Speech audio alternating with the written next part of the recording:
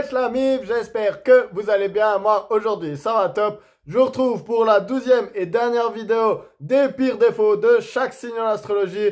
Aujourd'hui j'aborde avec vous les traits rêveurs, romantiques, imaginatifs et émotionnels poissons. C'est sans plus attendre. Le premier défaut du signe du poisson dont je vais vous parler, c'est leur côté tête en l'air. Alors, qu'est-ce que j'entends par tête en l'air? J'entends qu'ils sont tellement souvent dans leur imagination, dans leurs rêves, en projection astrale, dans une autre dimension en fait.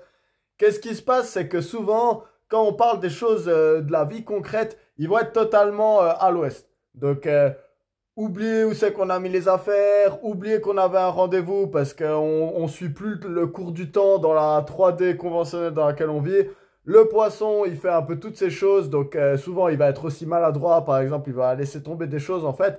C'est parce que souvent il va être dans un autre plan, il va pas être dans la matière, dans la 3D vraiment. C'est ce qui l'oppose à la Vierge qui elle est très très très dans le concret. Et du coup, premier défaut du poisson, c'est qu'il est souvent dans sa tête, tête en l'air. Deuxième défaut dont je vais vous parler des poissons, c'est le fait qu'il se laisse souvent marcher dessus.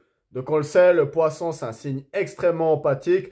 Donc il va toujours pouvoir trouver des raisons de pourquoi les gens c'est un peu des cons ou ils sont abuseurs ou comme ça, abusifs on va dire plutôt. Ils vont souvent comprendre, ah oui, bah ça c'est parce que dans son enfance, ses parents buvaient beaucoup et le tapaient, ou il a pas reçu assez d'attention, ou il trompe parce qu'un de ses ex l'a trompé, etc. Il va toujours trouver des excuses, se mettre à la place de l'autre personne pour justement comprendre pourquoi elle est comme ça. Et si ça peut être une très grande qualité, l'empathie. Le problème, c'est que des fois, le poisson, dans son niveau de développement le plus bas, il va faire passer le droit des autres d'être abusif avant son droit de pas être abusé, en fait. Et bah évidemment, c'est un problème parce que le poisson, il doit apprendre à mettre des barrières et à pas toujours trouver des excuses, surtout quand il y a des gens qui abusent d'eux, en fait. Donc, deuxième défaut des poissons, c'est réussir à faire respecter ses limites et ne pas se faire abuser. Pour finir, le troisième défaut des poissons, on va l'appeler l'escapisme. Le poisson, dirigé par Neptune, il adore justement s'évader de la terre, du concret et aller dans le monde des rêves.